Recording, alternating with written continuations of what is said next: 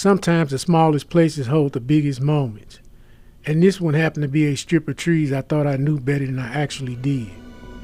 I used to take this shortcut behind an old subdivision. It wasn't deep woods or anything dramatic, just a thin stretch of trees people walked through to save a few minutes. I had taken it so many times that it didn't even actually feel like the woods. It was just a part of the routine, something you do without thinking. One evening right before the sunset, I cut through like normal. The second I stepped in something, it felt off. Not scary, not threatening, just different enough to make me pay attention. You know that feeling where your brain says something is not how it actually is. That's what hit me. The first thing I noticed was on the ground. Every branch on the trail was snapped. Not broken from weather or age, snapped clean, like someone had stepped on each one deliberately. And they weren't scattered. They was lined up almost perfectly, like someone had walked through early and made sure to break every single one of them in a straight path. I kept going, telling myself it was nothing. Maybe kids had been messing around. Maybe someone walked through early and didn't think anything of it. But the deeper I went, the quieter it got. No birds, no bugs, no wind, just the sound of my own footsteps crunching through those broken branches. It felt like something in the woods was watching me.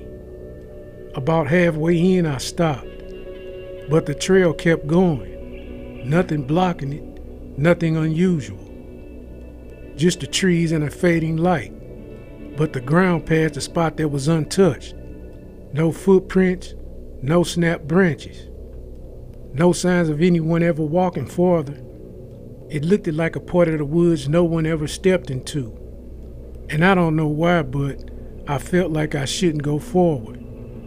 It was more like the woods was waiting to see what I'd do. Like crossing that point meant stepping into something I didn't understand. I turned around, but walking back felt heavier. I noticed things I didn't see on the way in. Like how the snapped branches behind me weren't just broken. They were angled, pointing toward the same spots where all the footprints ended. Like someone had wanted people to reach that exact place and then stop. When I stepped out of the woods, everything felt normal again. Cars was driving by, kids were playing. The unusual noise of a neighborhood settling down for the night. It was almost jarring how fast the world snapped back to normal. I didn't take that shortcut again. A week later, I overheard two people talking at the gas station. They were complaining about walking that same trail, saying they tried walking it but something about the halfway point felt wrong, so they turned around. They didn't know about the footprints. They didn't know about the snapped branches. They just felt it. And that's when it struck me. Not what I saw, but the idea that everyone walked that trail witnessed the same invisible line. A place in the wood didn't want you crossing it. I still drive past that strip of trees sometimes. It looks harmless, ordinary. But every time I see it, I think about that spot where all the footprints ended, and how the ground past it was perfectly untouched. Like the woods were saving that part for something or someone else. I didn't go back into that shortcut for a long time. But the strange part was how often I thought about it. Not in a scary way, more like something unfinished was sitting in the back of my mind waiting for me to look again. A few days later, I drove past the tree line at dusk. The sun was dropping low, turning the top of the trees gold while the bottom stayed dark.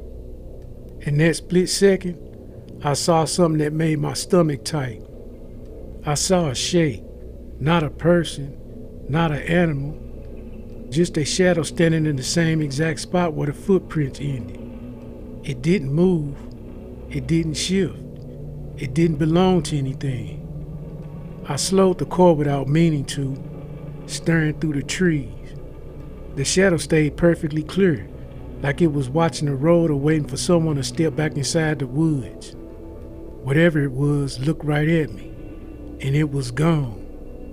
No movement, not a sound, just gone. I sat there for a moment, engine running, feeling the same heavy quiet I felt inside the shortcut.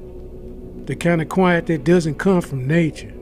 It comes from something aware of you. I drove home, trying to shake it off, but the image stuck with me. That shadow, the untouched part of the trail, the strange sense that the woods weren't just a place. It kind of felt like it had a boundary line. And something on the other side of that boundary line didn't want to be crossed.